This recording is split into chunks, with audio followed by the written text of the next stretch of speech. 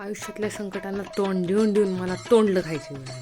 तरी संकट काय संपत नाही, तर मला तोंड द्यायचं काय कमी होत नाही. तर राम राम म्हणजे ह्या फेमिकॉलच्या डबीकडे बघून मला असं वाटतंय भावकीच्या माझ्या तोंडाला फेमिकॉल चिकटावा आणि कायमचं तोंड बंद करावं.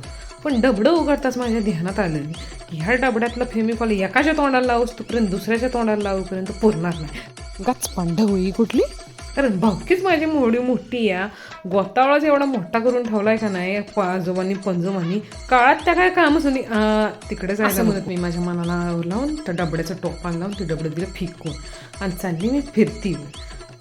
तर माझा असा विचार करायला उलटं जावं की सरळ जावं, सरळ जावं की उलटं जावं. पण म्हणलं जाऊ दे, कुणीकडनं पण गेलं तरी रस्ता आपल्या बापाचाच आहे.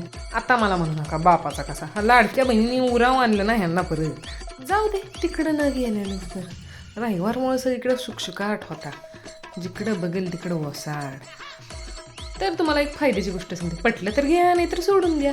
सीझन चालू झाला आहे त्याच्यामुळे रस्त्यानं चालताना जरा काळजी नाही, कारण आयुष्य एकदा गेलं की असं रिव्हर्स नाही, डायरेक्ट ठोकलाच म्हणून समजा. विषय संपतो.